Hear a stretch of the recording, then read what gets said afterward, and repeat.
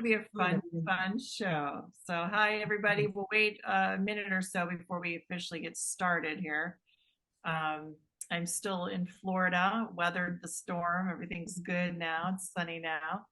I've been meeting amazing people, doing some live blood analysis. I looked at my blood before and after prayer and repentance. It's fascinating. And I'm going to get my blood checked again this Friday. Now, I've talked about the change of blood just with prayer and repentance. And we've had 4 or 5 people do it every time. It is amazing what that does.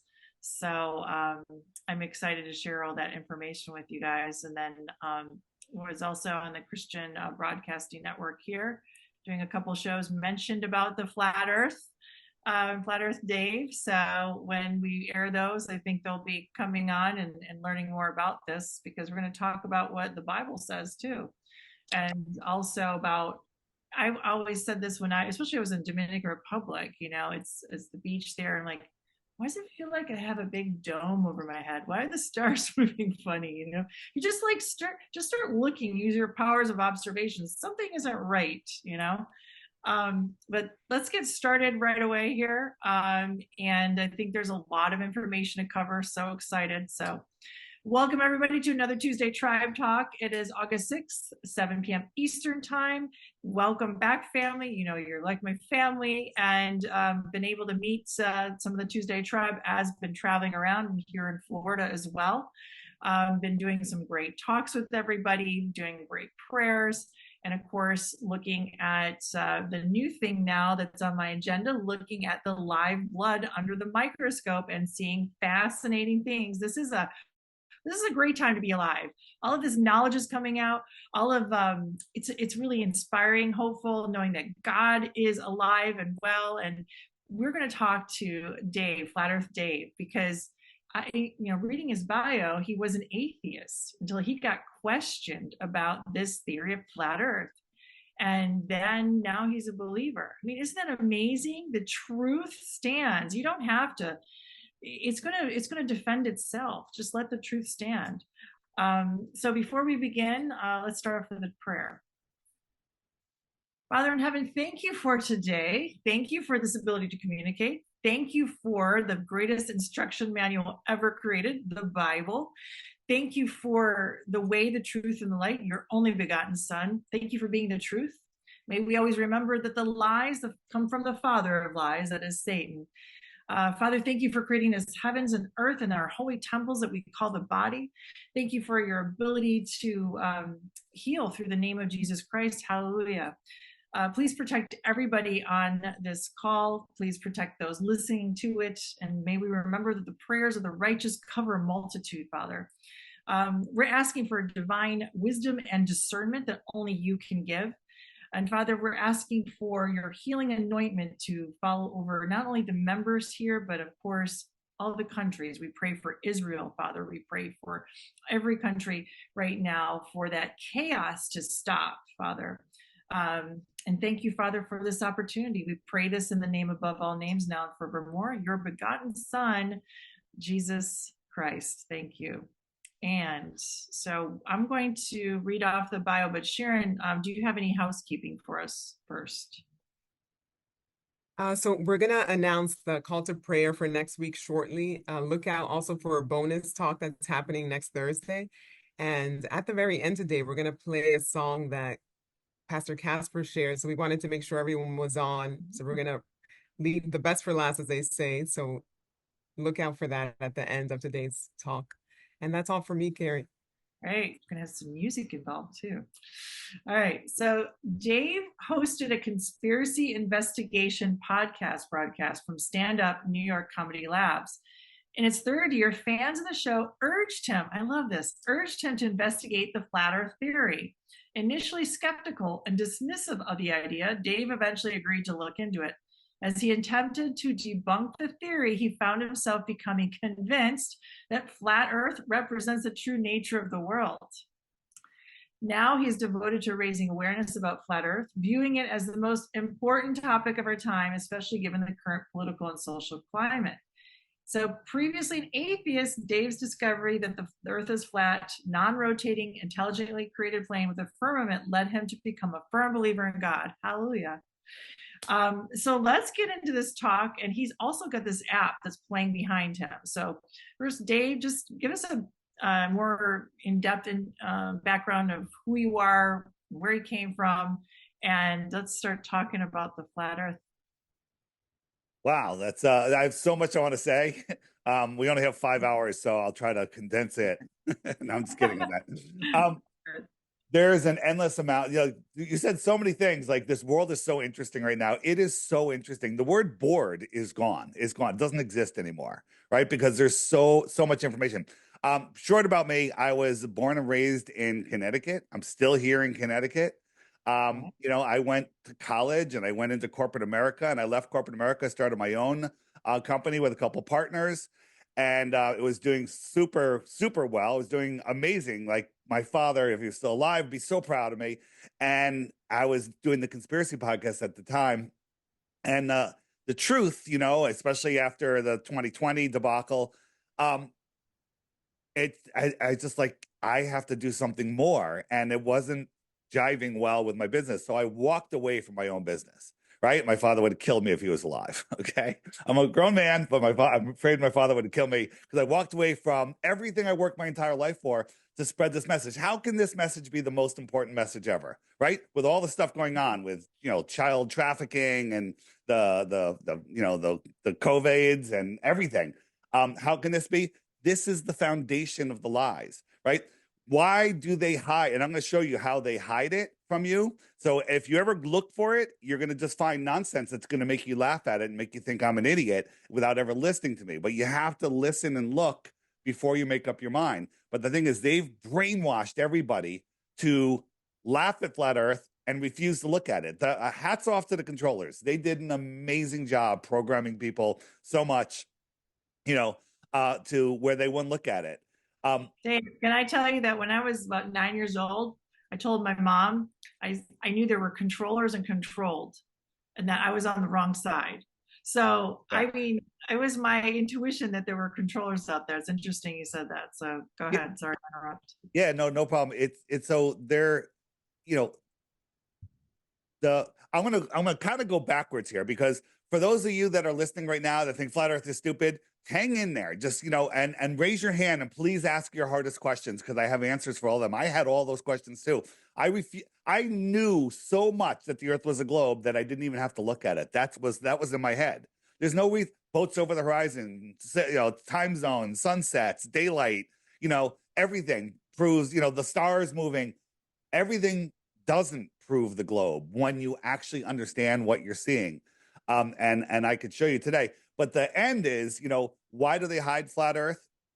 Because flat Earth brings you to God, right? You can live in a heliocentric world, Big Bang, made up by a Jesuit priest, not a scientist. Say, hey, there was nothing. It exploded, became everything. And then that everything turned into gas balls in a space vacuum, scientifically impossible. And then balls, and then a spark hit, and life happened. And an amoeba turned into a frog that turned into a fish that, you know, that turned into a monkey that turned into a human, right? This is what they want you to believe. This is what they teach our kids in school. This is what I believed my whole life. And in that world, you could say there's a God or there's not a God.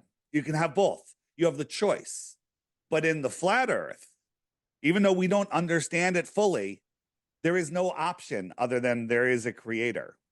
And so there are no atheists in flat Earth.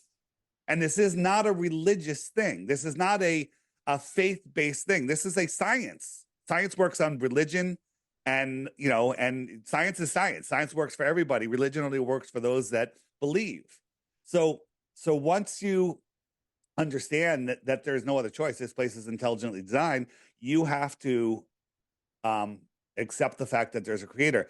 My whole life, I'd be listening to a great conspiracy podcast. These guys are knocking it dead, 9/11. You know, I'm like, this is great. I got 3 pages of notes. Then they're like, let's stop and pray. And I want to read a Bible verse. And I'm like, oh my God, they're religious fanatics. Tear up all the papers, unsubscribe, and I never listened again. That was me.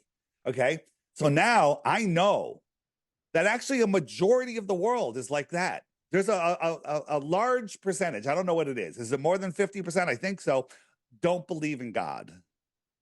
And so I feel my calling is to bring people to the point where they can't deny God. And that's where I draw the line. I say, now the journey's yours. You have to figure out your relationship with God. Right. So, when people say, people come to me, you have to do this, you have to do it like this, or you're going to hell and this and that. That just pushes people away. Whether it's true or not, it doesn't matter. It pushes those who haven't found God yet, consciously.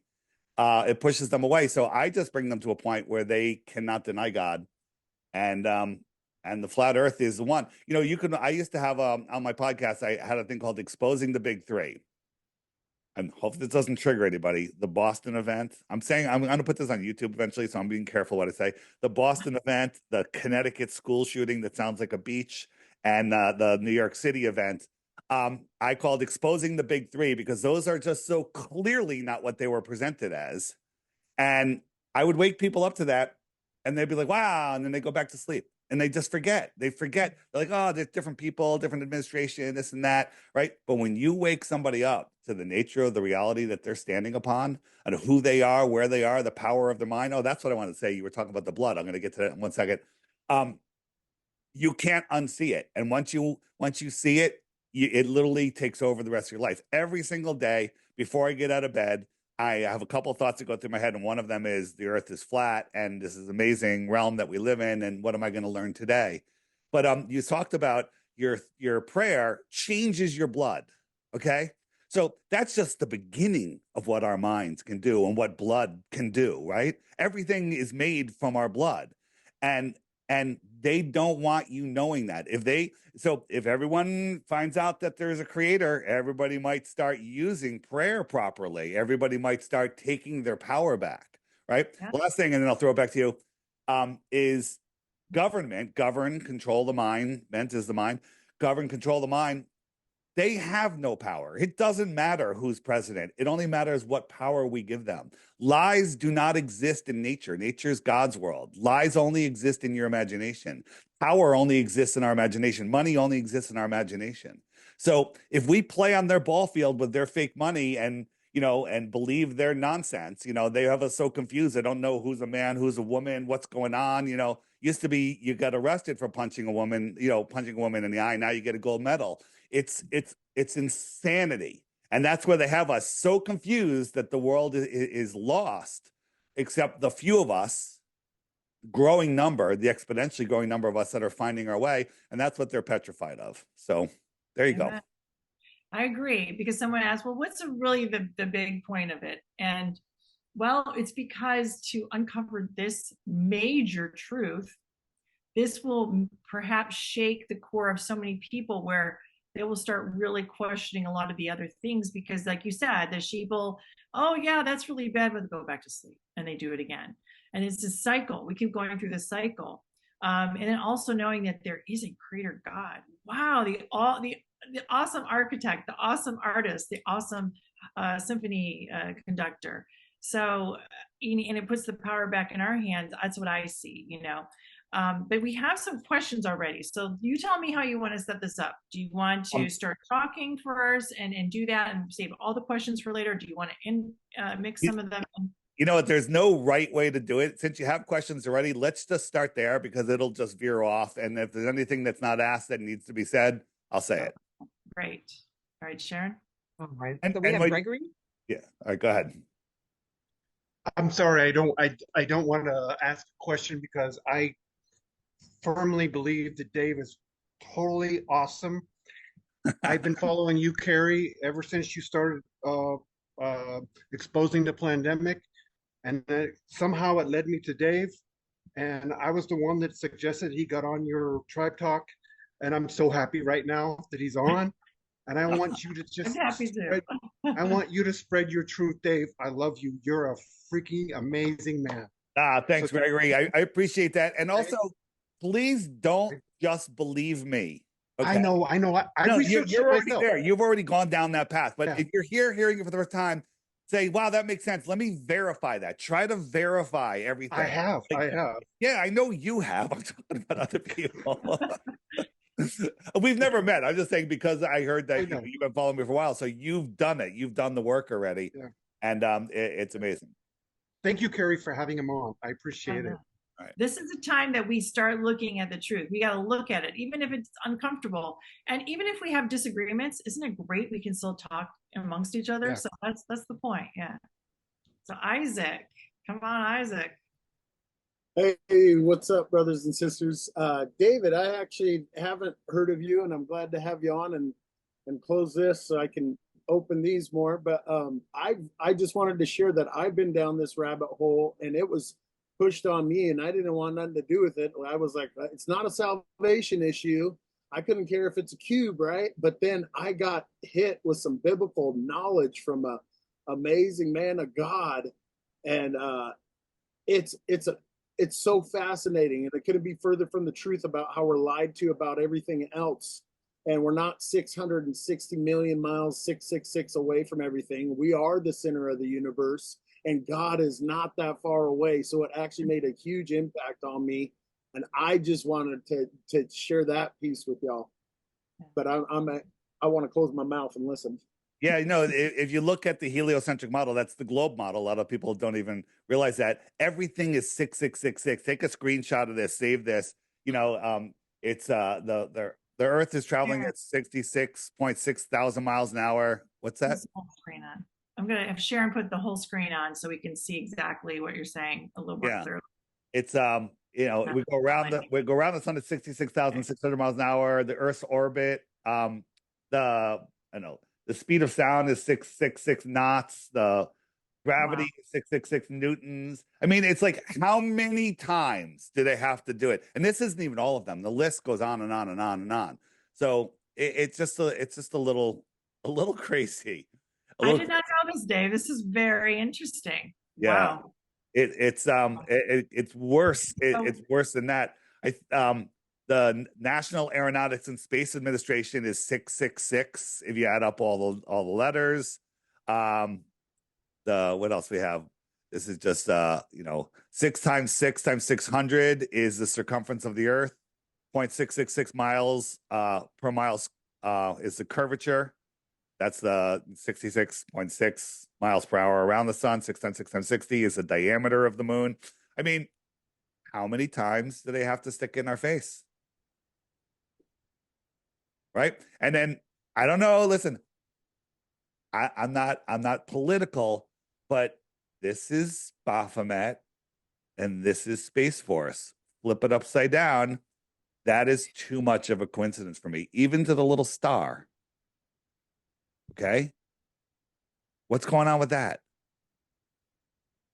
And then all of the people that go into that are on the International Space Station, which is a whole nother thing, they're all Freemasons. And this is let me see what this is. This is these guys do a flip, I think, at some point. And there's it's 666 and watt that the letters equal 6. I mean, it's always 666 with these guys. It's always 666. So, does that prove the Earth is flat? No. Right? The sigil of Satan is what they show us with the eclipse, which is a whole bunch of nonsense. The International Space Station is it's a sigil of Satan. It's pretty close. Is that just a coincidence? Maybe.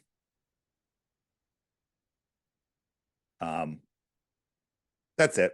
I mean, I can go on. There's a ton to go on there with. I mean, I've seen some videos that you've done where you're looking at the horizon and you're doing the measurements, and it doesn't make sense scientifically, Well, let's look at one thing. So we'll look at one proof, and then hopefully someone will have another question. Okay. So on a ball, there's a physical limit to. Got my ball here. So here's a ball, and you can't see my mouth because it's behind the curvature. If you zoomed in, you still couldn't see it because there's a physical curvature, right? So something's behind the curve. There's a physical curvature on a ball, right? So there's spherical geometry that will tell you how far you should be able to see. So they tell us our ball is 24,901 miles around. I almost had a brain meltdown there for a second. And so there is a curvature formula. That formula says if a 6 foot tall person standing at the edge of a perfectly calm ocean, not a single wave on it, perfectly clear, they should not be able to see the surface of the water beyond 3 miles because there's a 6 foot drop at 3 miles on the ball. That's a size that they tell us. That's what got me when I was like, the earth can't be flat. I've seen ships go over the horizon. So I bought a super zoom camera when it first came out, the P900 from Nikon, and I zoomed in on a buoy that was over 10 miles away. Wait a minute, that should be behind, ready, 66.6 feet, but it should be behind 66 feet of curvature at 10 miles. And I had that camera a foot off the ground, and I could zoom in and see the water surface beyond it.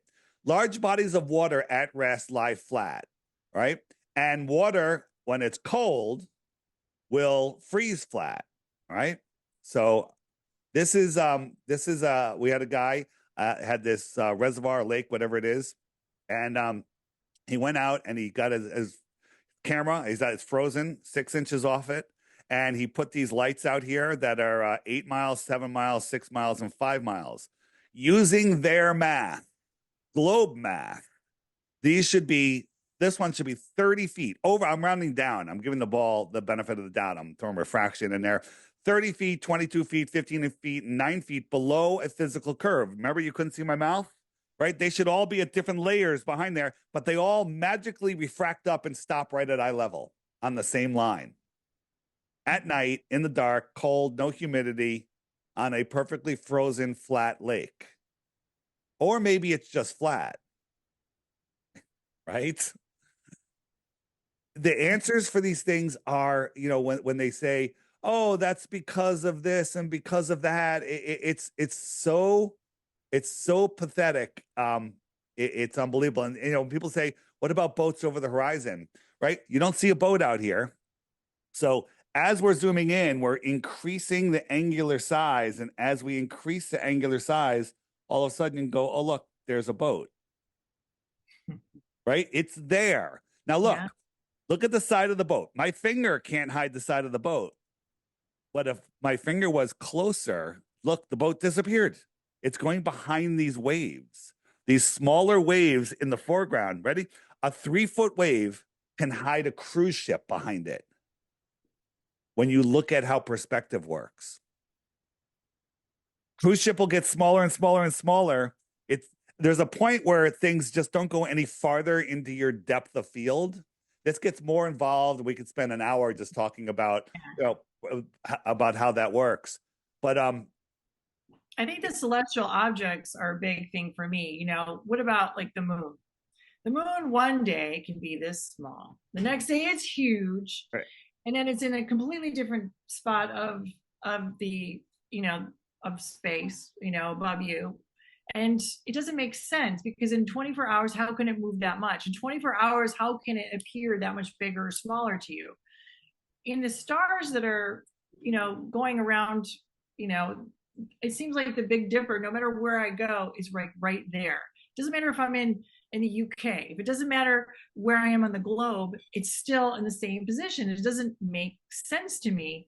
So I'm just looking at the celestial objects and how they're moving. They don't make sense. I don't know if anyone else has noticed that. Have you just kind of just looked in the sky before? So let's look at this. So this is I'm standing here and there's this rock here, this ball. Cement, I would say, what they told us the moon is dusty and dirty. I'd say this is more reflective, but the sun's out. How come that's not lighting me up? This moon lights me up. I can read a book by that moon. It casts my shadow on the ground. It's so bright. And it's reflecting sunlight. And the farther you are away from a light, the dimmer it gets exponentially. I'm standing right next to this. It should be way brighter than this. This actually, if I was 100 miles from it, should be brighter than the sun for us to see it at the brightness we see it.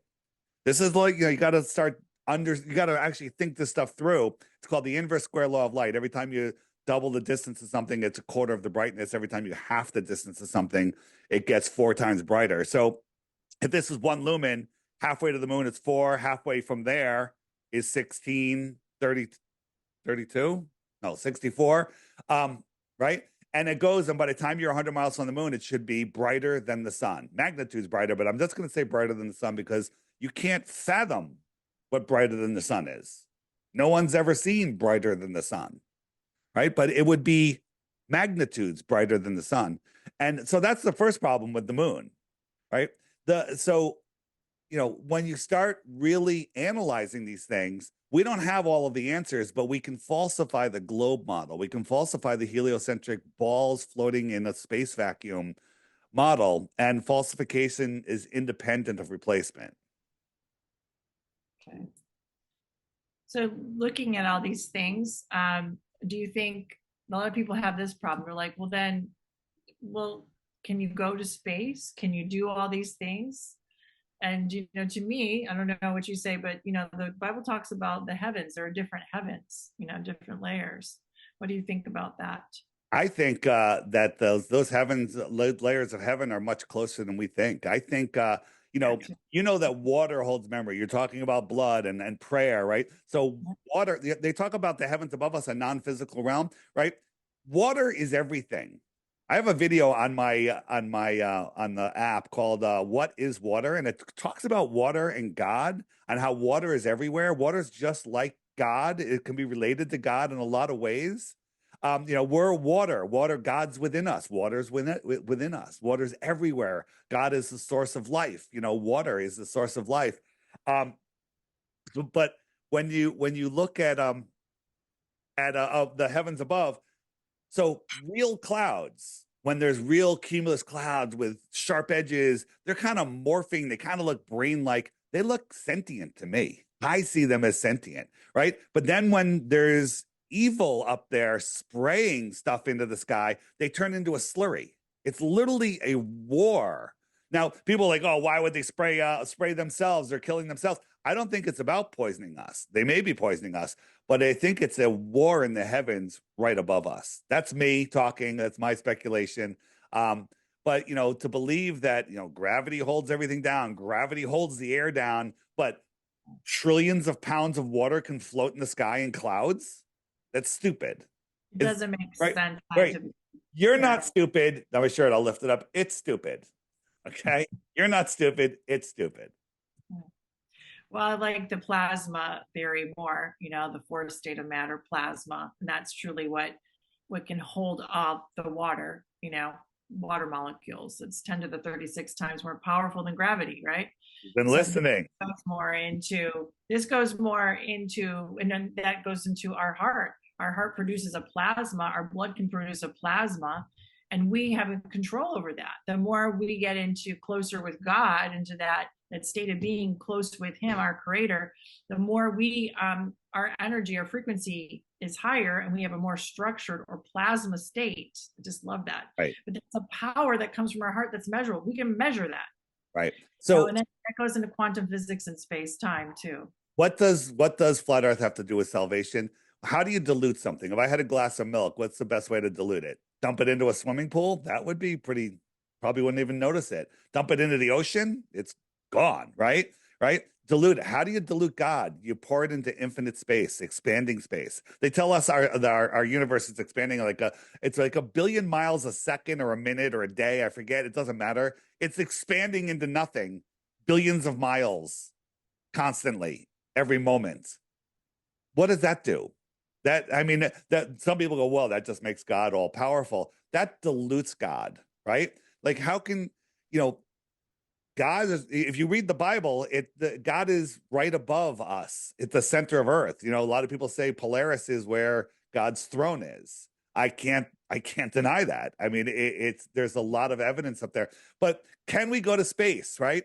So this is on the International Space Station, right? Why, if you catch them faking it once, watch right under his arm here. Look, green screen. There's a green screen right there. My gosh, they can't even do that right. And here's the thing. I go back and forth. Are they that stupid, or is it revelation of the method? Now watch this guy. His hand His hand's still there. Okay. So these are just green screen failures. Now they'll go, well, no, that's just that's just cosmic rays. This is a submarine. This is space. It's got a tortilla. Literally is going to separate them from that. Where's the cover? Where's the hatch separating them, keeping the air in the space station, right? So this is on the Chinese space station that appeared out of nowhere a couple years ago. They also forgot to film its construction, and they got a glass of water on the table. How do you have a glass of water in space? Right? Maybe they're trying to tell us something. Maybe they're leaving us behind as clues. Right. During this live stream, the colors change, showing that they're using, green screens. Everything brown turned blue. And then this one, it's a little hard to see. His head goes out of reach. Look, it went outside of the green screen. Half his head disappeared. Right? Because they're on. This is all done in a studio, and they've even made mistakes where they're like, oh, we're here outside of Maine or wherever, right now, and it's like, wait, what? And then also, I call this lady Medusa. Would they allow anyone with long hair on the space station? I mean, look at military pilots; they're all tightly shaved heads and stuff, right? But on a space station where everything floats around, they're up here, with long hair, doing these things.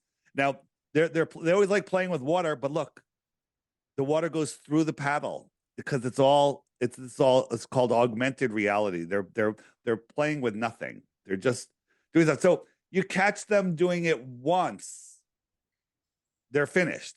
But we caught them hundreds and hundreds. This is just a small collection. So what do they do up there? NASA gets $80 million a day. 1 month's budget could solve the homeless problem in this country. $80 million a day. What would $80 million do for your city? For your, if you have a homeless problem, right? And then this guy, they're always playing with wires. Oh, look, it's floaty, right? It goes right through his hand. It goes right through his wrist. Watch near his watch. The whole wire goes right through his hand. Watch, it'll go right through his wrist because it's not real.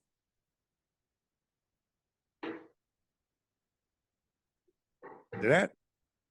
So, can we go to space? The answer is, what is space? I don't believe that we can get through the firmament that's above us. I had a whistleblower from NASA talking to me, and he was saying that at about 72,000 feet, it turns into plasma, and then it becomes liquid, and then it becomes solid. And even though they have the ability to go up there and explore, they're forbidden. This guy sticks his microphone right into his neck. The microphone is inside of his neck during this live broadcast. I do believe we have portals, though. Portals? Yeah, what do you think about that? Going to different realms. Like in our space, we can fit lots of different realms, right? Depending on the frequency, right? Well, so in the heliocentric world, to believe in aliens, you have to believe in folding space and portals and all sorts of stuff to go these distances. They tell us that our closest star is 4.5 light years away, which is about 25 trillion miles, right? 25 trillion miles. Okay, well, that doesn't sound that bad. We're 75 trillion in debt. That's only a third of that in numbers, right? But Carrie, you've listened to some of my stuff. Do you know how long 1 trillion seconds is? How long it is? How long? If you can guess how long 1 trillion seconds is, I will give you and your audience 1 Bitcoin to splurge on a big party. Okay, you have to guess it within 1 day. Put it in the chat real fast. No help. You have to guess it within 1 day. 5 seconds. 4, 3. Come on. What?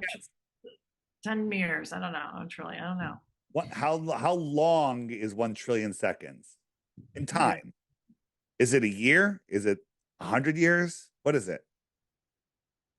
You're Googling. People are Googling. Everybody, like it's going to be The Price is Right. Show me. It's how many years? 31,000 years. Okay, well, I was way off. Okay, so just to show you how big that number is, if we're traveling a mile per second for 31,000 years, we've only gone 1 trillion miles. We got to do that 24 more times to get to the closest star. When we get there, we find out there's no life there. We got to go to the next star, which is multitudes farther.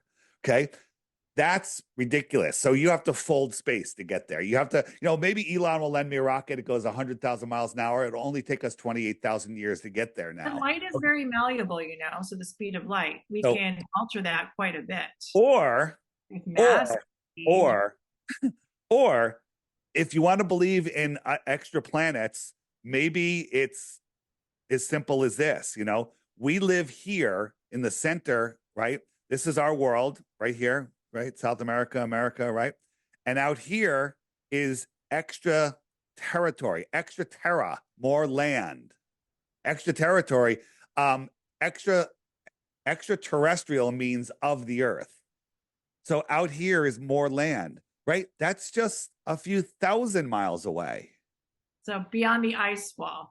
Beyond what we call Antarctica. Antarctica is the highest land on Earth, more than double the height of anything else. Listen, we don't have to speculate what's beyond Antarctica to prove the Earth is flat. But I love talking about, there's all sorts of books, there's all sorts of stuff. There's even some biblical stuff that talks about more land. But some people say, well, no, the God says there's a dome and the sun is within the dome. We can talk about that all day. I'm okay with that. But I think that there's more land. I think that the other planets are the pieces of the plane, if you will. And if we lived here, like let's say the world was like this now, again, you don't have to believe in any of this. We live here in the center. This is our pond, right? There's other ponds here, right? Interesting. And those are just tens of thousands of miles away. I'll tell you something about my friend, married a guy who worked in Antarctica for 5 years. Yeah. He's fire rescue. Lots and lots of fires happen there. A lot of dangerous fires, by the way. And they had to do rescues on people, humans. They said that a lot of times they had to be very careful, even if they were extremely hurt, how fast they brought them up from down in Antarctica, because they had to act like they had the bends. They could get the bends just like they were on the water. They weren't in the water, but yet they acted like it. So they had to bring up quite slowly. I mean, think about that, right? That's quite interesting.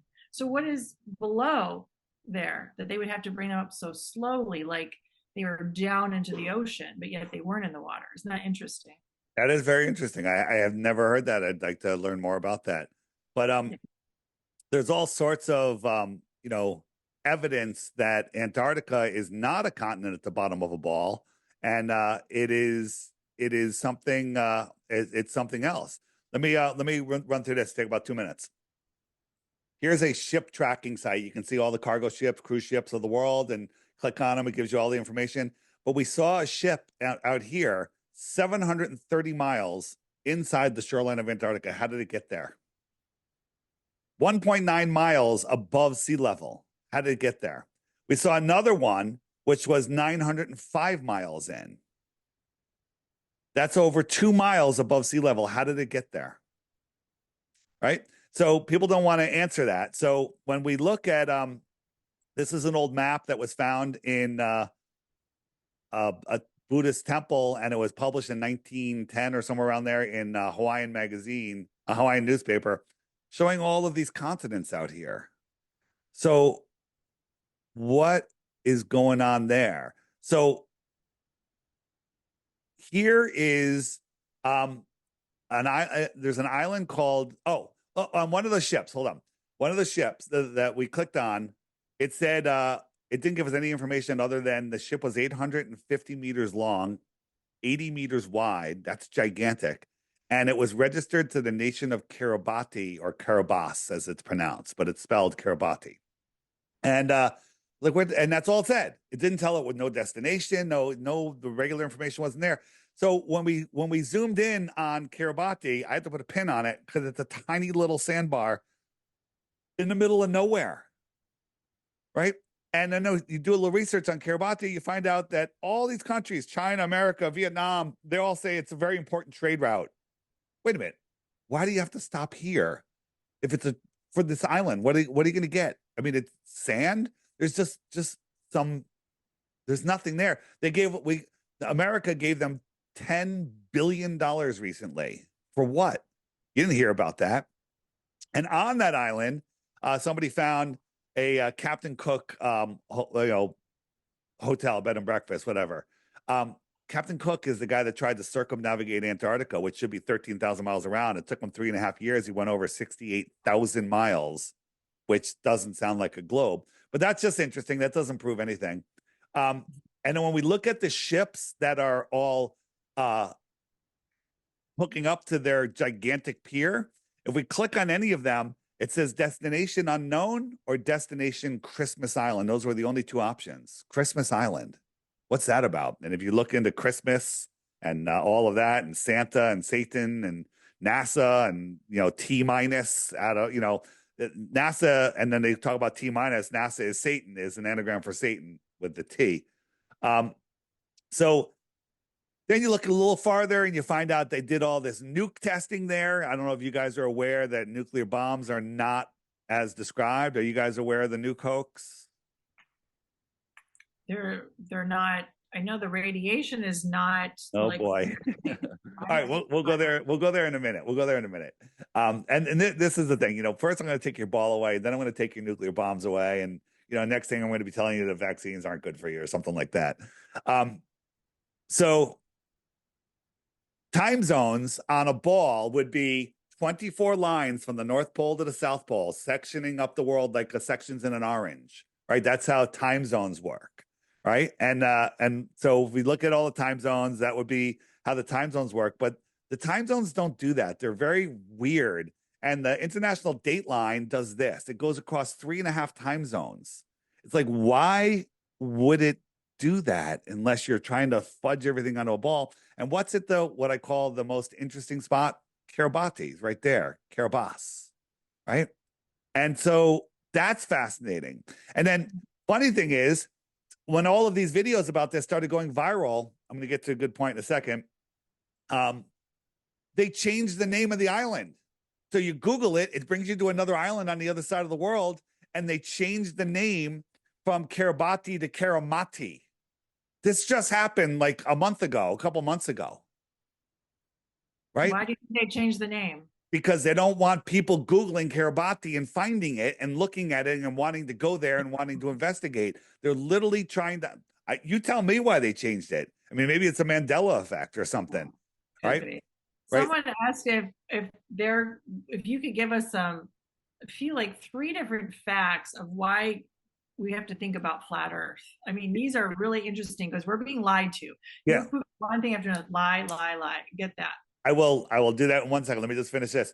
Okay. There's 19 time zones in the north, 24 time zones between the tropics, and 32 time zones on the outside.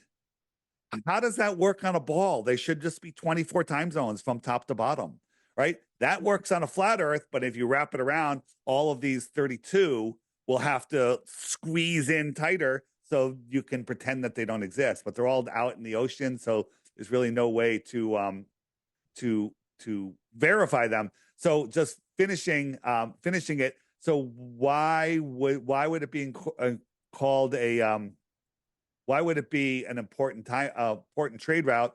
Well, what if there was a trade route from Kiribati out here, right? Out here to these other lands. What if there's other civilizations, advanced civilizations out there? What if they're trading tuna fish, computer chips, weapons, children? I don't know. Right? What if there's other ones? How would you know? Because you never even heard about it until this conversation right here. Yeah. And how did those ships get in the middle of Antarctica? So what was the question? What did you want me to answer? Somebody just wanted to say, hey, here's some 3 facts about flat Earth. Is probably or why it matters, or proofs of flat Earth. Proof of flat Earth. Yeah. All right. So we can see too far. That's a good one. I showed you there is no curvature. And when I started seeing things farther, I said, well, maybe the curvature formula is wrong, and found out it's not. It actually benefits the globe.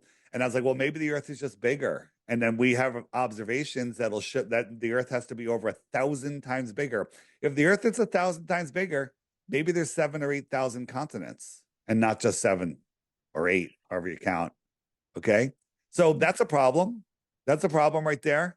but you still have to account for curvature, and you'd be able to measure it even 1,000 times bigger. And there's never, ever, ever any curvature.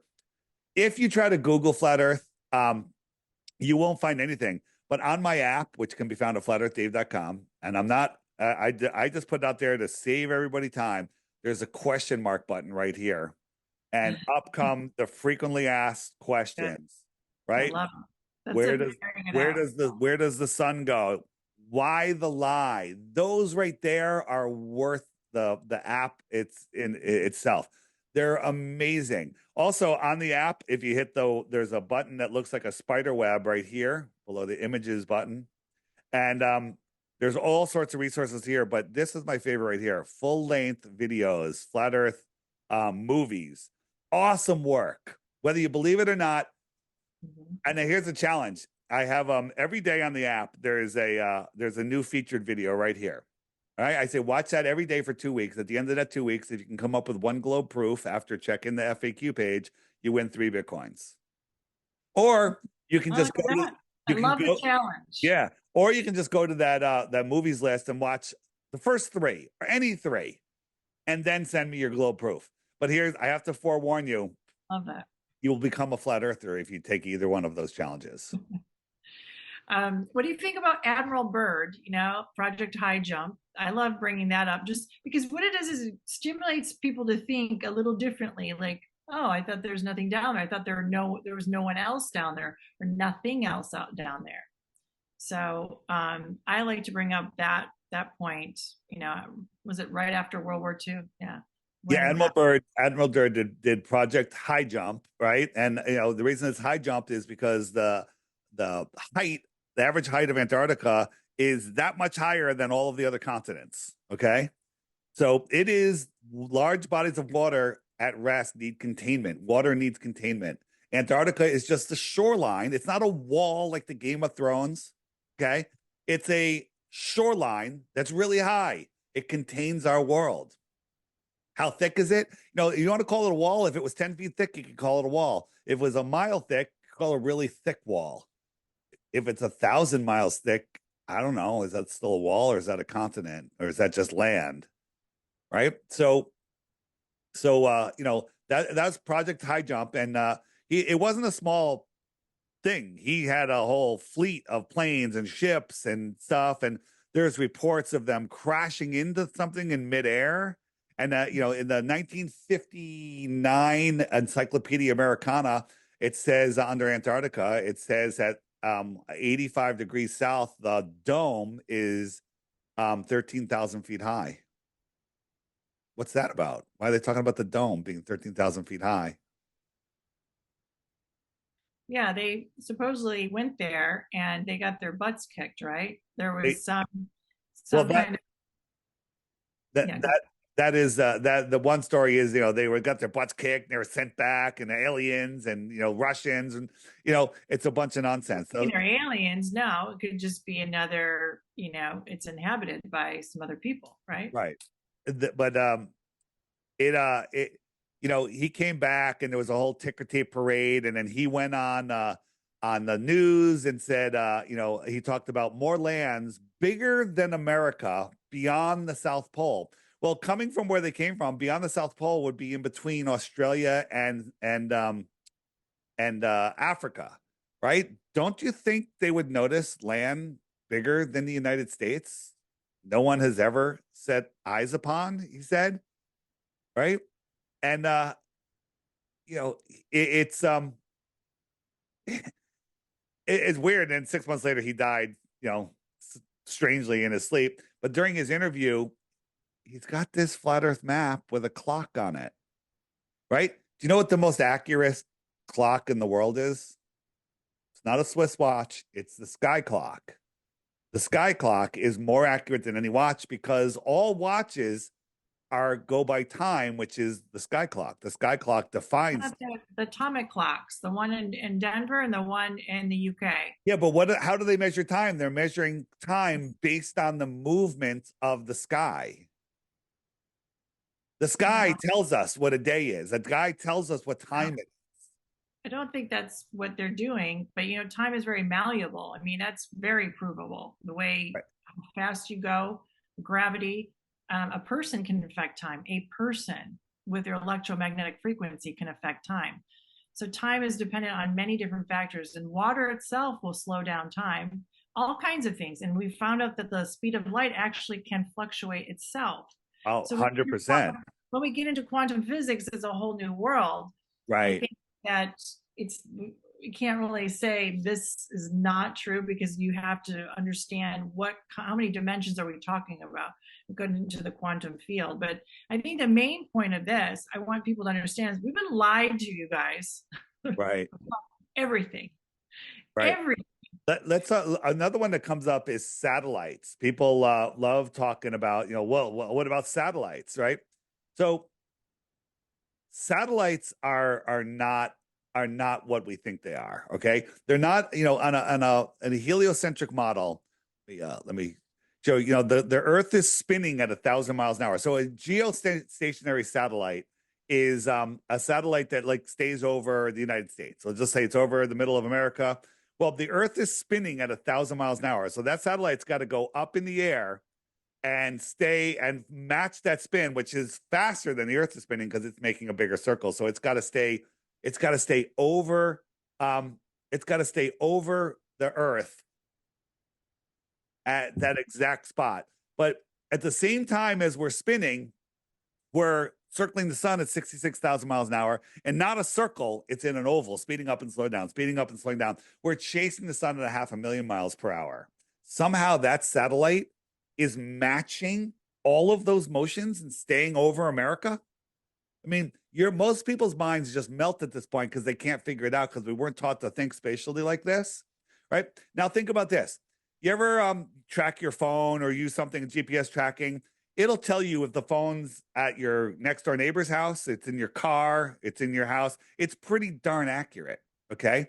You have to believe that there's 3 or more satellites that are communicating with that phone, and they can tell the difference between 10 feet, right? And it's measuring the speed of light. It's measuring, nanoseconds, it's measuring the tiny differences in seconds. Think about this. It still works perfectly accurately when there's a storm going on, when there's clouds, when there's fog, when it's cold, when it's hot. So how that provenly changes the speed that those signals can get there. When the reality is your GPS is just done by towers that are not moving on the ground, triangulating your position, and they always work in the same position all the time. This is ridiculous. Excuse me. Dave, we got Pamela is wanting to ask a question. Do you mind if she chimes in here? I love questions. Okay. Pamela.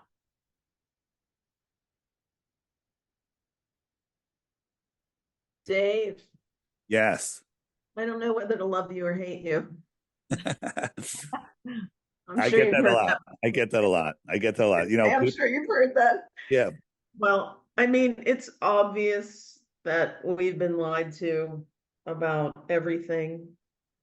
I mean, my philosophy is the more I learn, the more I realize how little I know.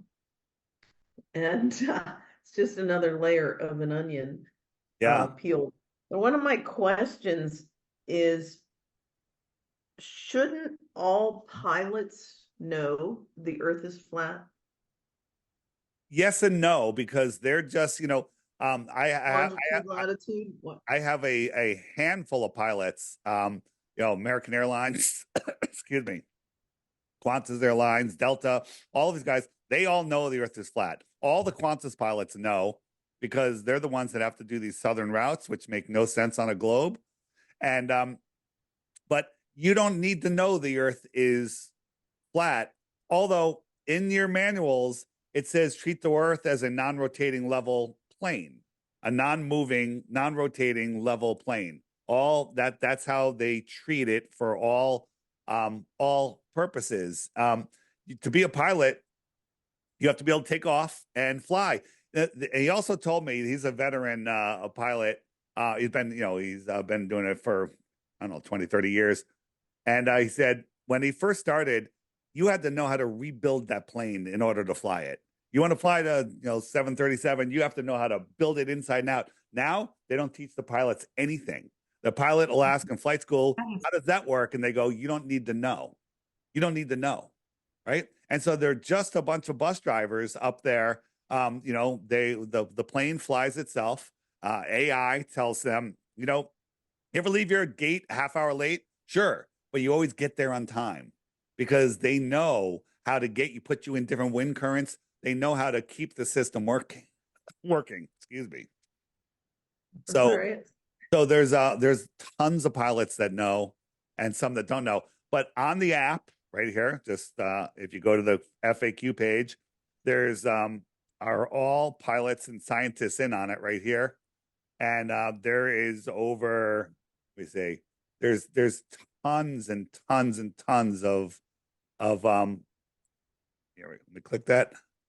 So, oh yeah, I just put this video out just the other day. A pilot, he got schooled, but there's tons of videos, and all of these are being hidden from you. But this one right here, 3 hours. We got 28 pilots, commercial pilots, telling their testimony about how the Earth is level and stationary. Years ago, we had a KLM pilot on our show Globebusters, who totally just laid it out as like unbelievable, amazing. And next day she was grounded. So again, if you want to, keep your career in something, you can't go against the mainstream. So there has to be something to it if they're getting they're penalizing and there's repercussions for talking about this, right? Yeah, more. It's absolutely amazing. Let me show you. This is another proof that I love, if I can find it.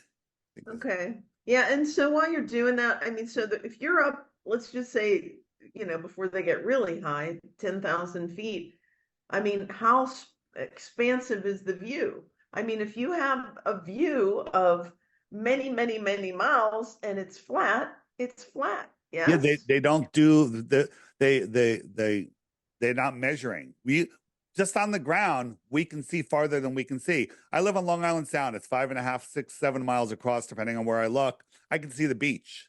I should not be able to see the beach. When I'm sitting, I should not be able to see it. I can see it. I can zoom in with my P1000 camera. I can see people sitting on the beach. I can see the water lapping on the shore, right? That's impossible on a globe. It's impossible. I can look from here to New York City. I'm right down Long Island Sound, and 25 miles away, I can see underneath the Whitestone Bridge. I should not be able to see the top of the stanchions that hold the bridge up. That should all be behind the curve. I can see underneath it. Some days, I can't see the deck of the bridge. Some days, I can't see the bridge at all. That doesn't mean that the Earth is flexing. It just means the visibility is different, right?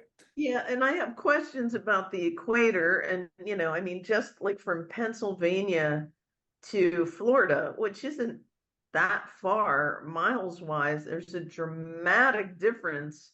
Obviously, I assume it has to do with the equator, but it's not that much of a distance, so that, it's the sun is so much more, the sun's so much more intense in Florida than it is in Pennsylvania. Let me answer that. The seasons question. That's one of my favorite topics. But if we're on a spinning globe, this is how planes would have to fly if they're flying north-south. Okay. So here it's just pirouetting. Here it's moving 1,000 miles an hour sideways. And then it has to slow down and speed up and slow down and speed up, right? This is a physical impossibility to do this. And here is how you would feel if you're on an airplane on a ball. You're at the top and you're flying over the curve, and these stars in the distance would rise up, because if I'm looking forward, I see stars in front of the airplane, but as I fly over the Earth, those stars are going to end up being above me because I'm diving over the Earth, right? That's what you should see if the Earth was a globe. So here's a flight from, I think it was Berlin to Brazil, and we're looking at these stars, 4,000 miles. This star should be above them when they get to Brazil because the plane's going like this. This is what Google Earth says you should see. Look, the stars are rising up because the plane is just riding over, and their view of the stars is going up. Right? So Google Earth, which added curvature in 2001, I think, it used to be flat, disagrees with observable reality. Observable reality shows us they're not precessing. These stars are just staying. They're just rotating a little bit because they're rotating, but they're not going down as the plane dives down. They're not going up. It should appear to go up. Wow. Make sense? I've You got understand? another question from Pete. Pete, can you come on? Hey, Pete, we're listening. Yes, yeah, I'm here. Sorry, I had to unmute. No worries. So yeah, I agree with a lot of the proofs about the flat Earth. It raises some questions, and there's one observation I'd like to point out too, is that I noticed that every space launch, when you follow the trajectory of the spaceship, they always at the very end, they always go off at an angle and start to flatten out instead of going straight up into space forever. I always found that kind of strange. So, but my question is, it's really like if you accept the flat Earth, then there's some things that are unexplained. Like, what really is a satellite then? They're launching a whole bunch of these things up into the upper atmosphere, if you want to just say that. But what are they? How do they stay up there? Do you have any answers to that? I do. I have great answers. Somebody, you got a. I'm getting an echo. But as unmuted. You guys hear that? There, that's better. I'm good. So satellites. All right. So I want to come back to seasons though, because of the question from a moment ago. But let's go back to satellites for a minute because that's another great one. Here's the thing. Elon Musk putting up Starlink. Have anyone seen Starlink? They cruise through the sky. They're amazing. And it works. You can get Starlink service. You can get Wi-Fi on your boat in the middle of the ocean. All right. So there is something to do that. Right. So I'm trying to just pull this up. Is this satellites? Well, first here's NASA launching a satellite off the space shuttle. So let's just first, if satellites were real, why would we catch them faking this? Watch this. You're going to see the wire. Ready? And there it is. See the wire? Did you see it?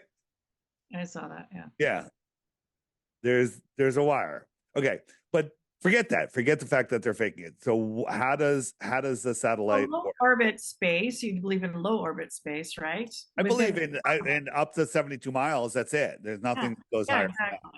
Exactly. So satellites are on balloons. They're called satelloons, and NASA controls 99% of the helium in the world, and they have tens of thousands of these things floating in the sky at all times. Now, I don't believe that these satellites are doing all the things that we think that they're doing. Most of this stuff is ground-based, right? But they're claiming it's satellites. And every time a satellite crashes on Earth, it has a balloon attached to it. So it's not a theory. These things. In the Dominican, they had crews collecting the satellites. They did testing, and it was always balloons. Yeah, there's always balloons. And I don't know where else. But. They know how there we go.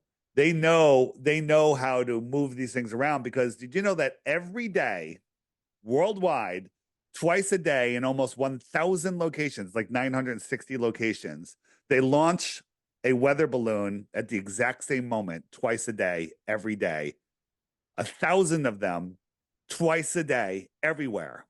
And all of that information is fed back into a supercomputer, and they can map out these winds up there, these wind currents, and they can make these satellites go up and down into whatever wind current they want and keep them geostationary. They can keep them wherever they want. They can move them wherever they want. And these things are out there all the time. But let's talk about. I want to go back to Starlink because that's the one that they're really getting everybody with. And I wish I could find where I put the Starlink thing. All right, so here is, well, first here's a 747 on the ground, gigantic plane. Here it is up top, really difficult to see. And a Starlink satellite is way, way, way smaller than the engine on an airplane. Okay. Mhm. So here's my Starlink one. Give me 1 second. Oh, here we go. So if you've ever seen Starlink, this is what it looks like. I was out on a boat one evening. It's early evening. All of a sudden, I'm like, whoa, there it is. And then if you listen, if you're quiet, you'll hear a jet fighter in front of them and a jet fighter behind them. To me, I think these things are very low. And I think that whatever it is, they want to make sure some guy in a Cessna doesn't go, oh, what the heck is that? Let me go over there. And they're literally guarding whatever it is. But forget all that. Forget all that. If this is, they say Starlink is like the size of, they said it's the size of a human. They will never show us. Let's say it's the size of a friggin' car. Okay. The size of a station wagon, right? It's smaller than that. How could you see it at the distance? Here is a 747 and there's a 747 flying and it's 7 miles high, right? Starlink, you can probably fit a dozen of them inside of the engine, right? There's a guy standing right here. That's how big the 747 is. You can't even see him, right? Right? So at 7 miles high, you can't see the engine. But these Starlink satellites are 340 miles high, and you think you can see them with your naked eye, even if they were lit up like a Christmas tree? Whatever those things are, they're really low, and they're here to fool us. But how does it work? How does it work? This is how it works, right? So you know how cell towers work. Whoops, that's not what I wanted. You know how cell towers work, right? Here we go. Where is it?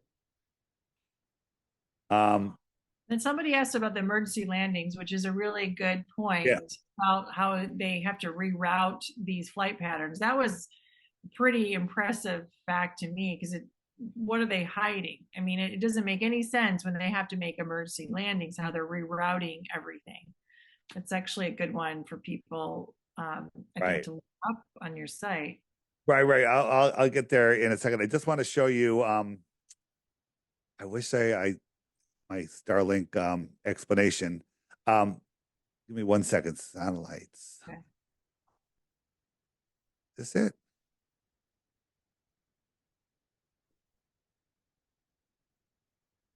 Nope, that's not it. Oh, here we go. All right, so we know how cell towers work. They got all these cell towers. They have their range, and you could drive through them, and you never lose your signal, right? I drove from South Jersey to Connecticut. I was on the phone for like 2.5 hours. Never lost a call. Beautiful.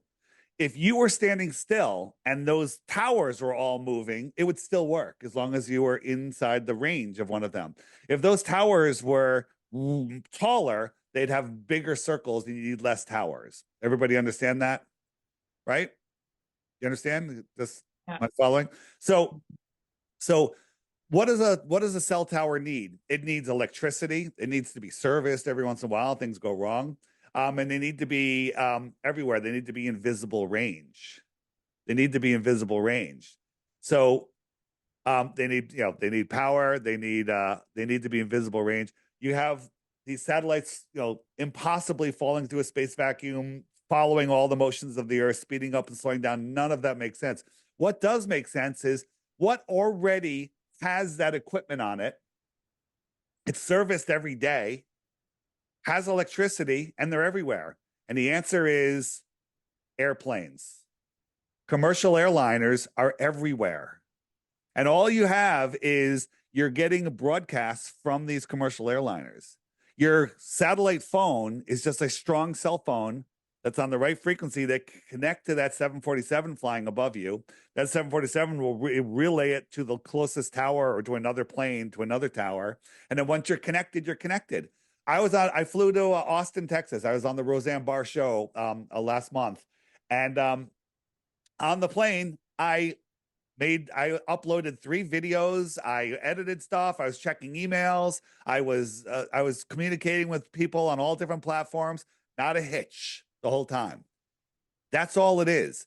All of this is done in is just done through airplanes. So there we go. So emergency landings. Yes. Yeah. I'll just do it here on the plane on the app. If I just type in emergency. Oops. So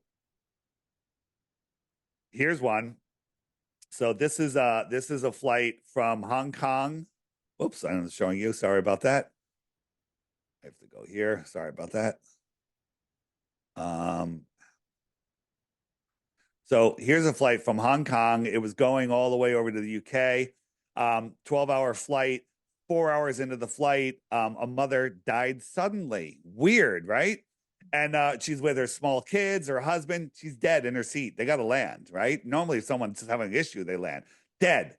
They flew for 8 more hours before they landed. Why didn't they land? They ended up landing in Germany. And I'm like, that's 8 hours. The kids are permanently damaged anyway. You might as well just got them home. Flew another hour.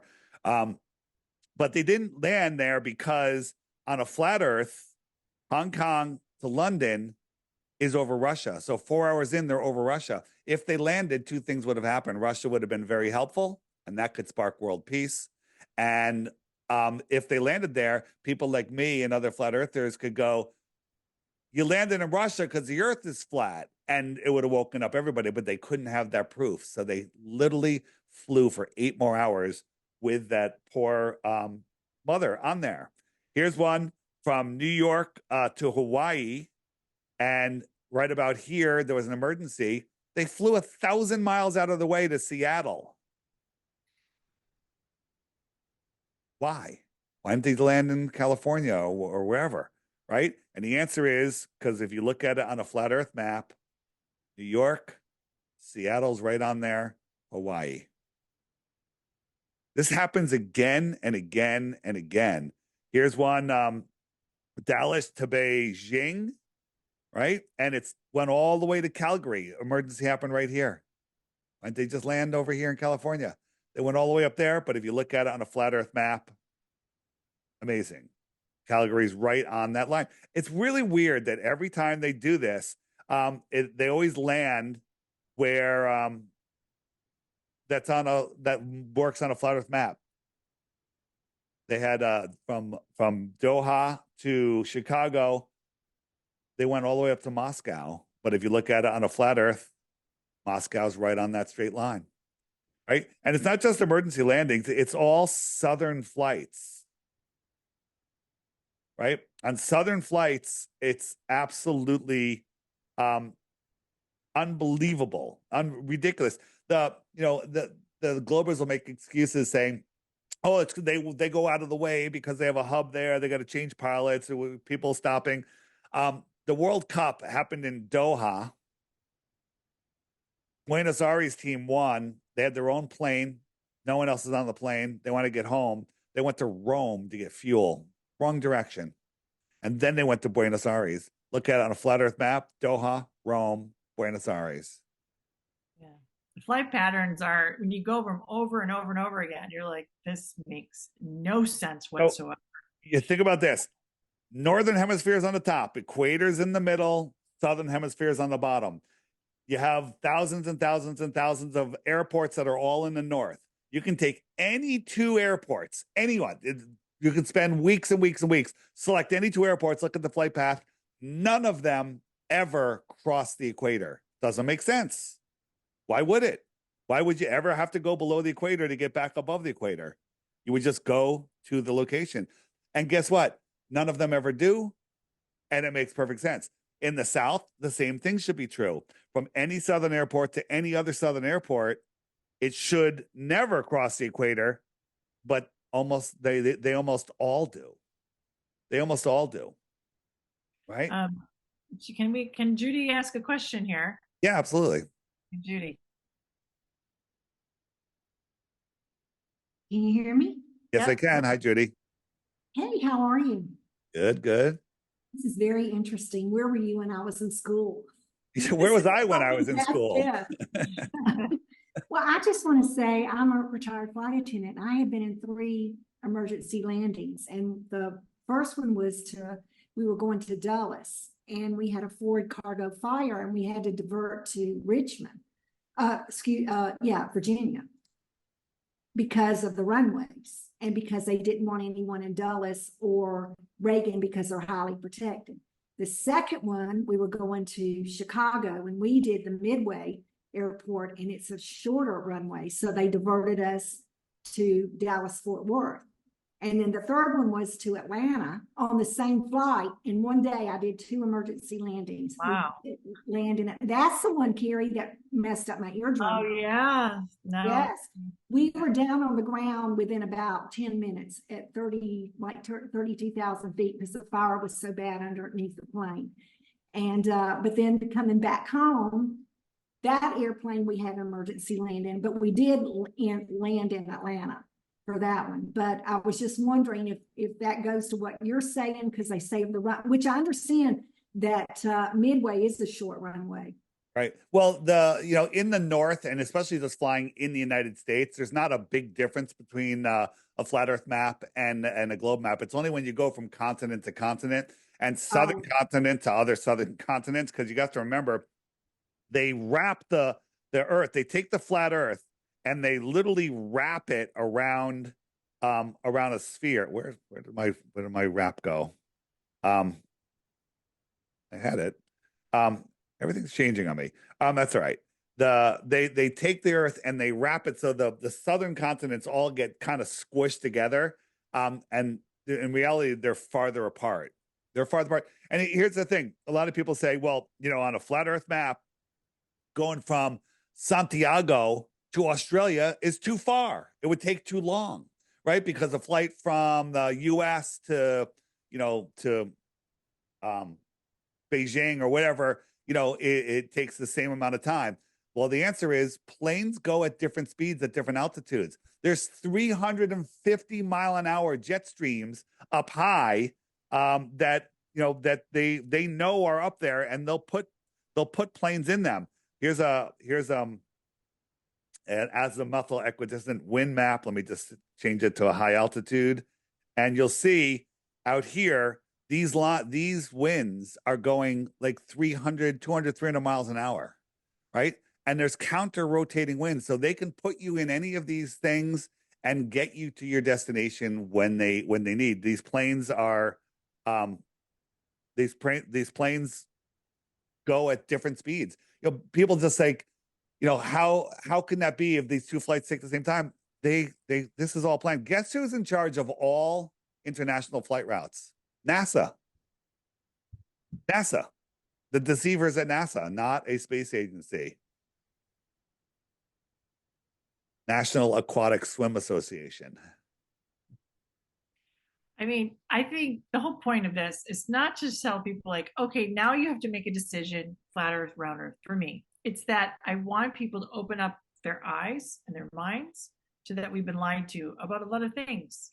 Right. And to start questioning everything, use your own, deductive reasoning, critical thinking skills, and don't belittle someone because they think something different than you. Just say, hey, let's go look at the evidence, go look at these things. Let's investigate together. Isn't that a great idea? The people that fight against flat Earth the most don't even know their own model. It's amazing. It's truly amazing. They're like, oh, how do you explain the moon phases on the Earth, on the flat Earth? Because they think the moon phases are caused by the globe Earth. That's not even their model, right? They don't even know their own model, right? I mean, to me, I have a really weird view. I think it's a donut shape. I think we have a toroidal field. We do. We're in a toroidal field. You're absolutely right. You're absolutely right. I kind of like what Vegas was trying to show people out there. It's a sphere on the outside, but it's really kind of an energy sphere, like a hologram. It's going like this. Inside, really, it's flat. That we're living on. Yes, like that. Exactly. That's exactly how I see it in my mind's eye. That's what we live. That's what we live. It's called the Yeah. domain block wall. We live on this toroidal field. We're electrical beings inside of this electrical system. Plasma. Yeah, it's all amazing that way.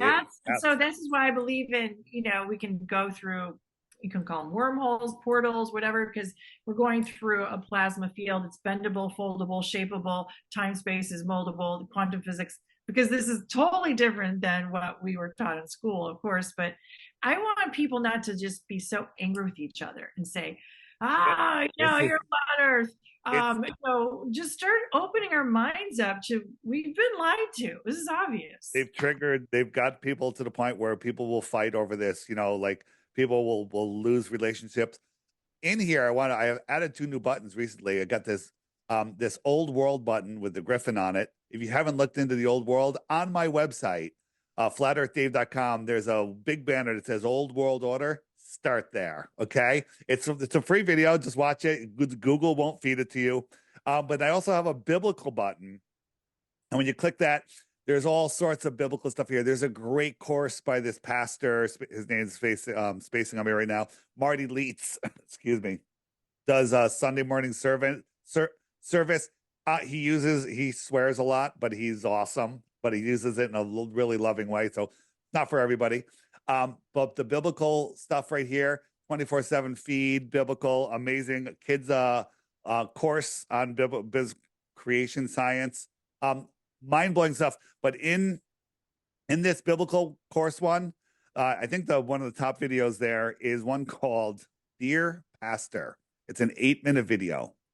And it's I'd say it's the best intro video to somebody that is a Bible believer, but doesn't know about flat earth. It literally will open your mind and just show you all of these verses and stuff. And then in here, there's also 200 biblical verses, a video called 200 Bible verses. And it's mind-blowing. There's nothing in the Bible that talks about planets. It talks about the earth is stationary. It's like a seal pressed into clay. There's a firmament. God separated the waters from the waters. There's waters above us, waters below us, primary water. Have you seen through the telescope, really good telescope? I had one before. The planets, Venus, etc., they look like plasma balls. They're moving. It's not a solid mass when you're looking and when you actually go and you're able to focus in on it. It's like an energy wave almost. It's crazy. Right. I was shocked. I'm like, wait a minute. This is not at all what I thought it was before. Right. When we look at stars, this is what stars are. Okay. What are these? Here's my thing. We're corkscrewing through space, moving 4 different directions at once, traveling billions of miles every year. Stars always look like that, exactly what you're showing me. Never to return to where we were before, but never once have 2 stars changed position due to parallax. When things move that are closer, farther, stars are hundreds of trillions of miles away, trillions of miles away. They're all over the place. They say that 80% of the stars in our galaxy are binary, which means they're going around each other while they're going around, while the galaxy's spinning. But never once in history have 2 stars changed position. Never once have they crossed each other. That would be impossible. That would happen every single day, right? Over time, none of the stars ever moved. To me, I think stars are angelic. They might be angels, and they're perfect, and they don't need to move because they're perfect. I think we're using the wrong science model to try to explain these things, and that's our problem. And that's why we keep arguing with one another. If we go more into the quantum physics and understanding that, it explains the Bible so much better. It opens up the world to the supernatural and how things can happen. Translocation, bilocation, translation, all these amazing things, transfiguration. I mean, you can't perfectly explain it, but it totally opens up the idea. And then realms, right? How more than one kind of place can exist in the same time space. I mean, this is the problem, is we were not taught the proper science purposely. And so here we are, we're arguing because we're going in an antiquated system. And this is my idea. But my hope and pray, and I want to share this everywhere. And I don't care what people call me, who cares, right? I want them to think. and I want them to debate and have a healthy debate and be able to ask questions and not, condemn the other person, because we need to start working together, you guys. We're on the same side, remember? We're not supposed to be fighting amongst each other. But once we start to know the truth is always going to lead us back to our Father Creator. So, right. So I built this app and it bypasses the algorithm, right? You can find it at flatearthdave.com. The app is $3. There is a subscription for some higher functions, which you don't need right away. It's $11 a year. You can also get it for free if you just refer the app to a few people. There's a ton of stuff on here. There's also a matchmaker on here, where you can find other like-minded people. It'll blow your mind, because all of these, we call them blue dots, right? All of these blue dots are people that are awake and aware and unjabbed and they have flat Earth weddings. That would be fun. Oh, there's flat Earth babies already. Come on, there's flat Earth babies. So this is just here in the United States. I mean, the UK, it's doing it's amazing. And this just represents a small portion of the amount of flat earthers that there are in the world. Australia, Sydney, right? There's flat earthers everywhere. And it's if the earth was a globe, there would be no flat earthers, because there would be a proof, but there are no proofs of the globe. Someone asked, what are the blue dots? Somebody said no. So the blue dots are these are all people. The ones that have a person in them means they have a profile, and you can go like, here's my profile. Oops, let me go over here. Oh, you're available? I'm not available. I'm not available, but it's kind of like a Facebook wall, and you can do all sorts of stuff on here. And you can meet people, and you can message people. There's like like-minded people, and you can have group calls, you can have video calls. So in the matchmaker, you can say, all right, I'm looking for a male or a female between this age group, within X, with whatever radius you select. You say 100 miles or 1,000 miles, however far you're willing to look, and then you start chatting with them, and it's amazing. And there's the meetup maker, where you set up a meetup, and you tell, it notifies everybody within your radius that you're having a meetup, and then people show up. Oh, good. It's truly it's an amazing app. And if I love this talk, Dave. So thank you. Yeah, I'm going to have one more question if you don't mind. Yeah, no problem. Flatearthdave.com is where everything is. Follow my YouTube channel. So I do a lot of interviews. I've done over 1,300 interviews since 2021, and I was just on Roseanne Barr. That's a really good one. I was just on. It just came out today. Actually, is today? Yeah, Luke's Story. Do you know Luke's Story? He's it's a very big podcast. It's awesome. It was in studio in Austin when I was there, and it just came out today. It's I think it's 3.5 hours. It's really a good one. But all of my stuff can be found on my website. There's a big banner that says latest interviews. Also on the app, latest interviews. And you can find all my interviews there. Right. So go ahead. Sorry. Gregory, you have a question. Hi, Carrie. It's really interesting. My wife and I enjoy it. And she's been trying to educate me on a lot of this stuff for some time. And you're putting a lot of the pieces together. I still have a ton of questions. But the main question I have regarding so much of this is, why have they deceived us for so long? I mean, back to Magellan and back to the first people. Yep. Was it the Pope and the Catholic Church? What was the motivation? And It had to be money and power, in my opinion. But what's the motivation to spend billions of dollars a day on NASA when it'd be so much cheaper and more reasonable just to tell everybody the truth? Yeah, because if they tell people the truth, then people unplug from their fear matrix, and they realize that, hey, they have us believing we live on a ball, which is limited. We're running out of oil. We're overpopulated. An asteroid's going to hit us. Nuclear bomb's going to blow us up. I'm going to touch on that before we're done. And that keeps you living in fear, and that keeps you following the government, the mind control. If you unplug and realize that you are in God's world, the natural world, it's a whole different existence. You take away their power. You're born, in a hospital. They quickly inject you so you don't get hepatitis or whatever. They vaccinate you. They give you a birth certificate. They trade you on the stock market, and they tell you live on a ball. That's the first thing you learn in school. You live on a ball, and all space movies and everything, because then you are limited, right? It stops you from thinking outside of the box. It stops you from understanding the true power that we have. So, NASA was created right after they discovered the dome in Antarctica, I think, and we were told that you mentioned Magellan and all this stuff. These are stories. I don't think most of these people actually existed. I think they're just stories from our past that they made up, because I think that our history only goes back a couple hundred years max. And there was a whole nother civilization here before us, and there's actual proof of that.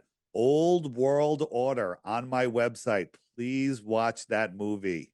Watch that movie. Watch it tonight. You'll love it. It'll blow your mind.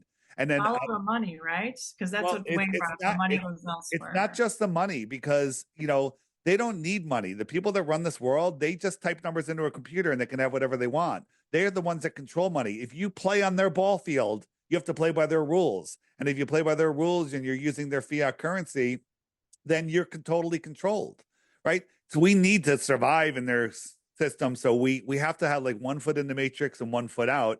And that's actually a really good place to be, because you can take advantage of this place. I mean, this place is amazing.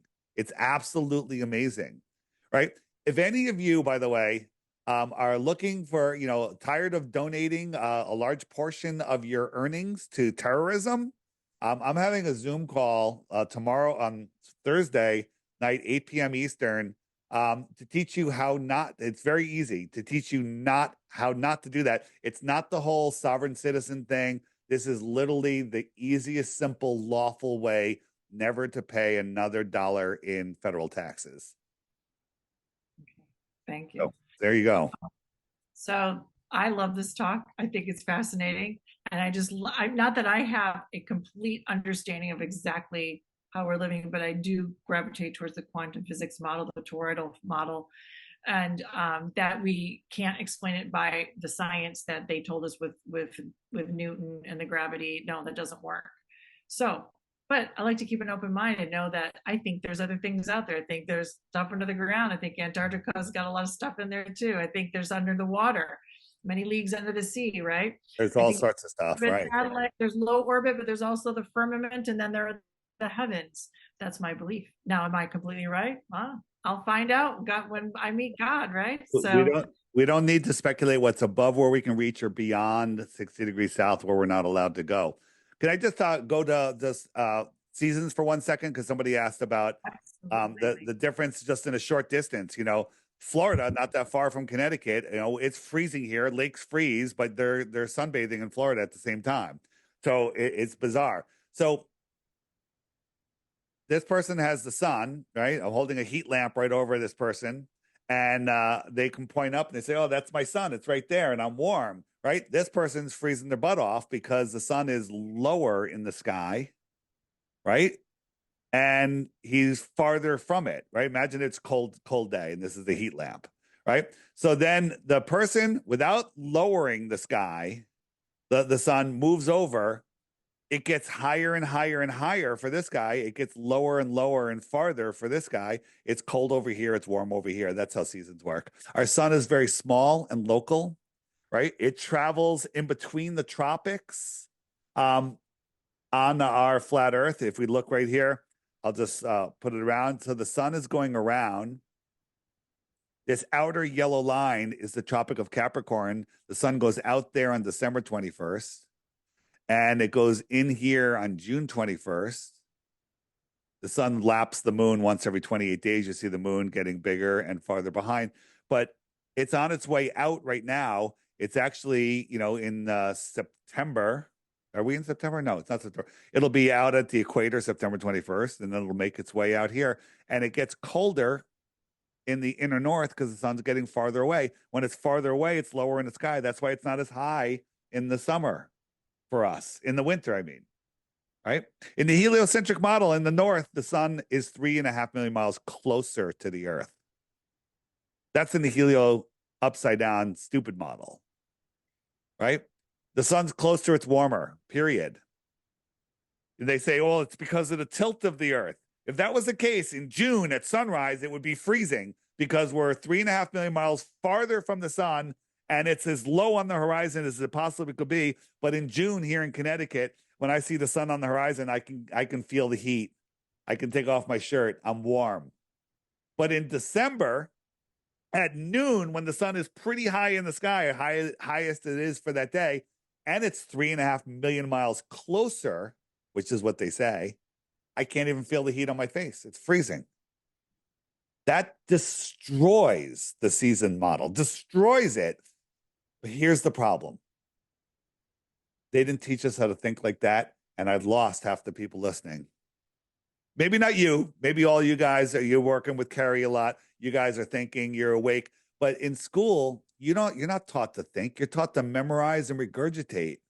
Not to question. Not to question. If you question, you're out. You go to the principal. You get the pattern. They right. isolate. If you're a pattern recognition person, I'm a pattern recognition person. That's when you're like, oh, something does not, this pattern does not make sense. That's all you have to do. Just observe, and start doing that. But they do target those people that have pattern recognition. They do know which one of us do that. Those are the deviants, right? The ones that divert away from the masses. But that's a good thing, So always question, always do that. If someone doesn't want you to question, I mean, it's just crazy.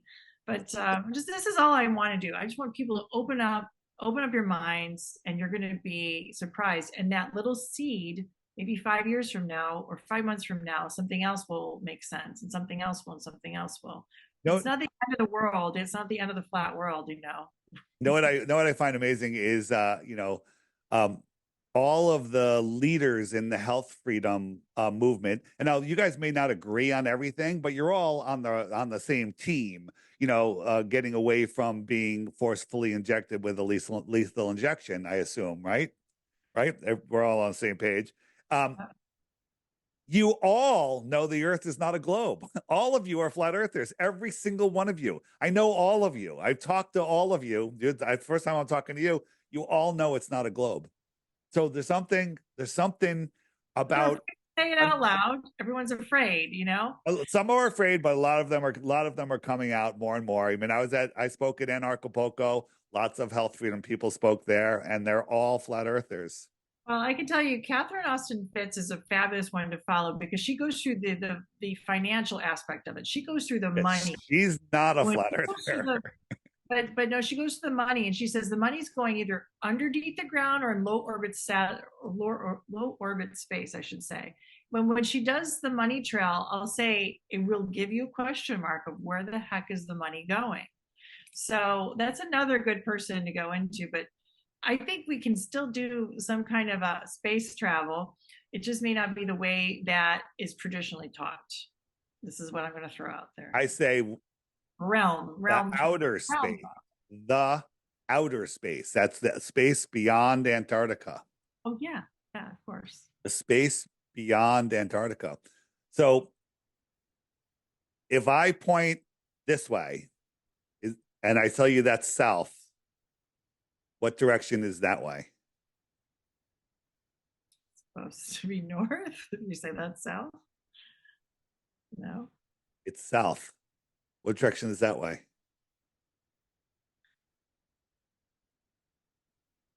It's also south, right? If my arm is the North Pole. If you're looking at a compass. If you're looking at a compass, right? So your compass will point to the magnetic north. Pretend a tree in your yard is the North Pole. It's magnetic. Mm-hmm. And you and I are standing on opposite sides of that tree with our backs to the tree, and we both start walking away. North is behind us, so we're both walking south. Okay, yeah. Right. Mm-hmm. So this is how it is. North is in the center. East and west are circles. east would be this way, west would be this way, right? So, and south is every direction away from north. This is the shoreline of Antarctica, right? So people don't realize that's kind of the same on a globe, right? If you're at the North Pole, any direction you walk would be south, right? But here's the thing. Circumnavigation, which didn't come up today, billions and billions and billions of people have circumnavigated the earth east and west. 0 have done it south.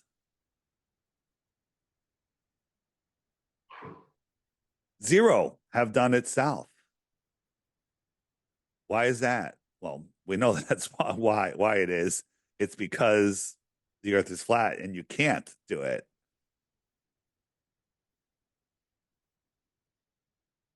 It's interesting, right? How come nobody's ever gone from Santiago to Australia? They don't. They go all the way up and around the other way. Look at it on a flat earth map. This is to me the most, this is when I really start paying attention to the flight patterns like that. Yeah. It's with one after another. I'm like, I don't understand it. I just don't understand it. Right. They're going intercontinental. It's something to look at. Yeah. Right. It's what are the, so do you have any closing things? Because this is just an intro to the flat earth. There's so much information. What I tell people is I always tell people, again, don't believe anything I tell you. I'm probably pointed to some things that you haven't thought of. Now your mind is spinning a little bit, right? Go look for information. You can find out, there's lots of free information on my site. If you're not into having an app on your phone, but honestly, when you discover the earth is not a ball, you want information every day. And sometimes, you're stuck in a line somewhere, stuck in traffic, whatever. It's all at the tips of your fingers with my app, or you can just go to my website and there's tons of stuff there. But the daily videos, the archive videos, so you can go back in time. That's a lifetime amount of information.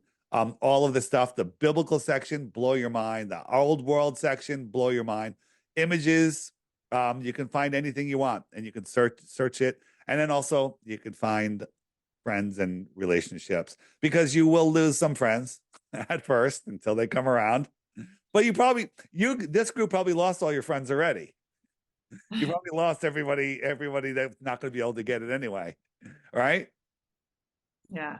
No, this is exciting. And to me, like, I'm always being blown away, learning something new every day.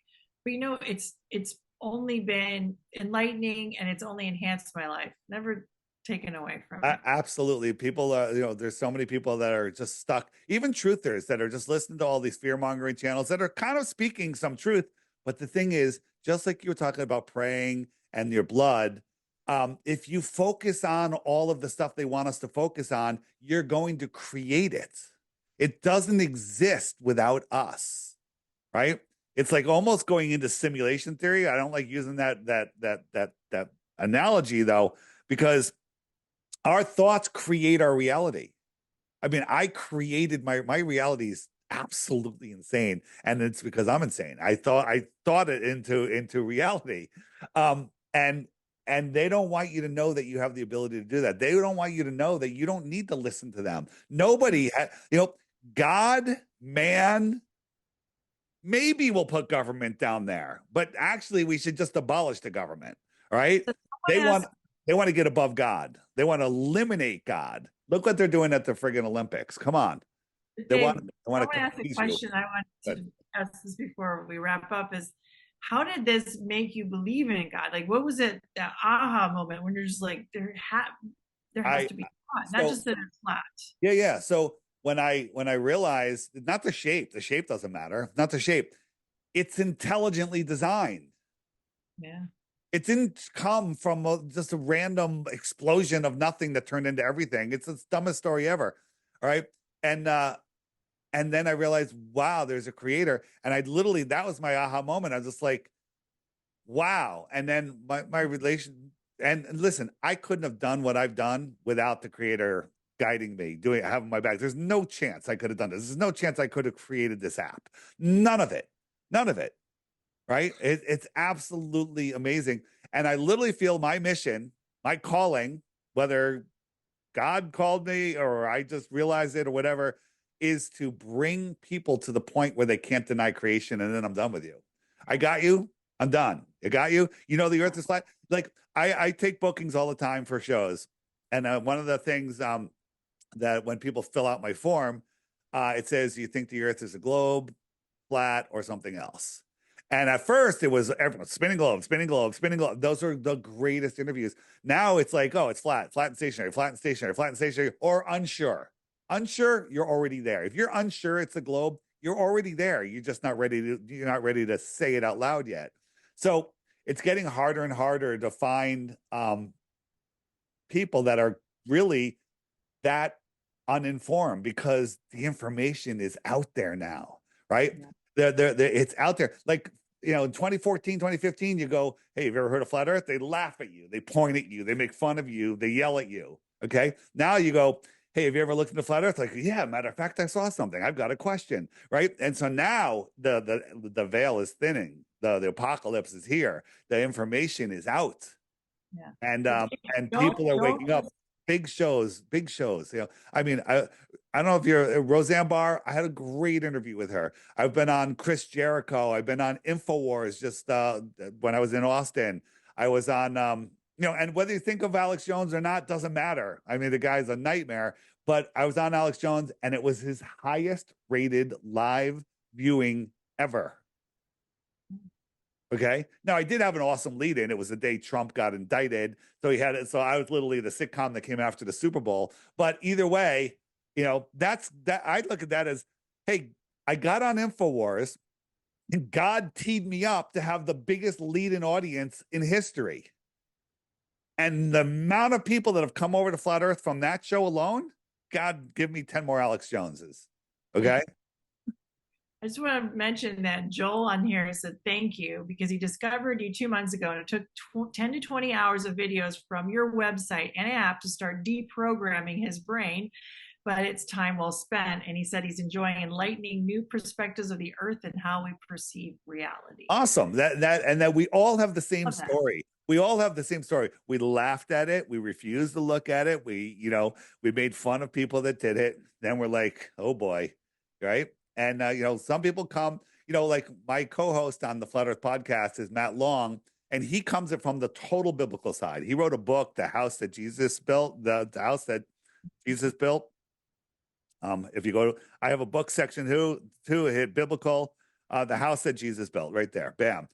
Awesome short book, Flat Earth, God. You guys would all love this book. It's actually an amazing book. But he comes at it from the biblical side, but I realized I have to stay. I love proving it scientifically and go, oh yeah, and it's also in the Bible, because I remember who I was. If you came to me and said the Bible and show me 900 flat earth things in the Bible, I'd be like, yeah, it's the Bible though. You know, it's a fairy tale. That was me, right? So my job is to bring people to the point where they can't deny creation, and then the journey's theirs. I love it. This has been amazing talk. So we're going to make sure we have this on social media and share it around, and just share it to your friends, just see what they say. And let's start talking about things. So thanks, Dave. And we're going to make sure all your links are there. I'm going to get your app on my phone, actually. I'm going to do that tonight. Nice. Start experimenting around with it, see what I got. Let me just show you one thing on the app. In the friend finder, which is the handshake button. Oh, blue right? dot friends, yeah. Yeah. So right here, this middle button is the referral link, right? And you'll have a random number right here. You just click the pencil and you can put something in. You can just put Carrie or something, anything up to 7 characters. And then when you show somebody the app, when you're showing them stuff, if they're interested in Flat Earth, they're going to go, where do I get that app?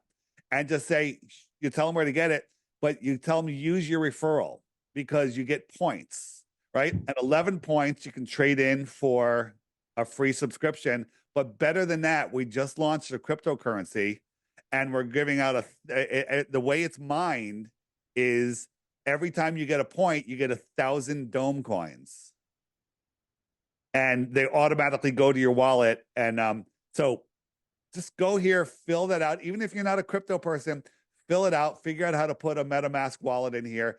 just click right here. The information on how to do it all is right here. If you just click Dome, and in a in a year, in a couple of years, who knows what they'll be worth? It has more utility than Dogecoin, and Dogecoin made thousands of multimillionaires. Thank you, Dave. This is exciting. We're going to end with a prayer here, if you don't mind. I'm going to bring on Pastor Casper. See here? There he is.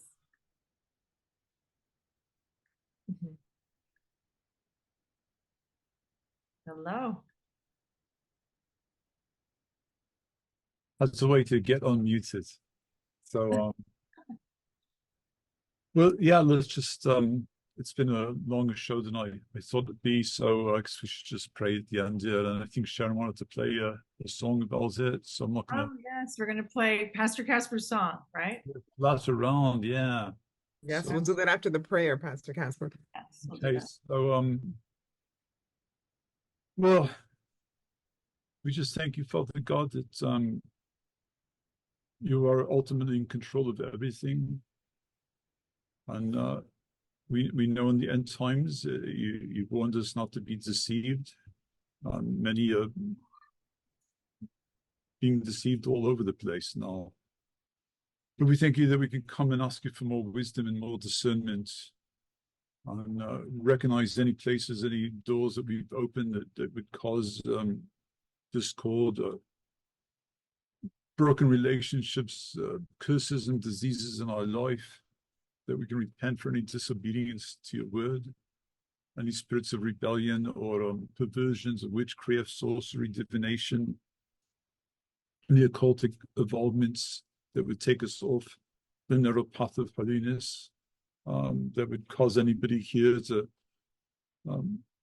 entertain spirits of lust and self-hatred or guilt or self-accusations or jealousy, envy, bitterness, any of those sort of things. We come before you, Lord, as a tribe of believers, asking for your forgiveness, that you would wash us clean again from all unrighteousness.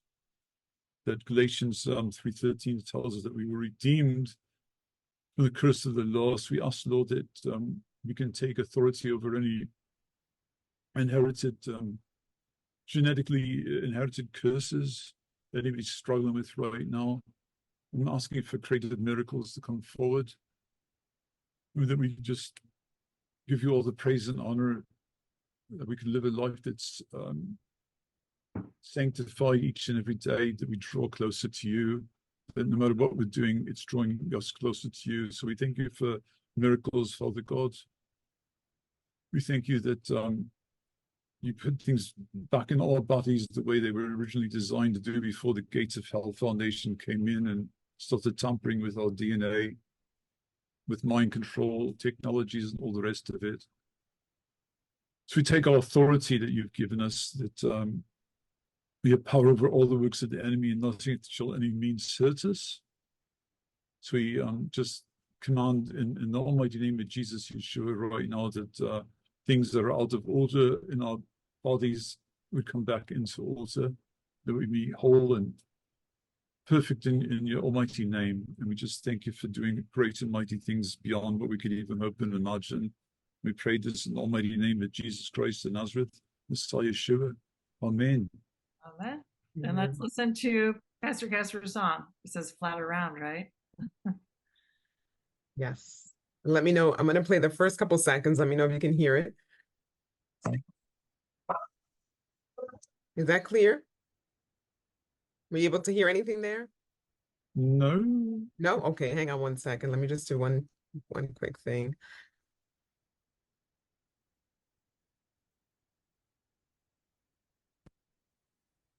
All right, take two. Let's see.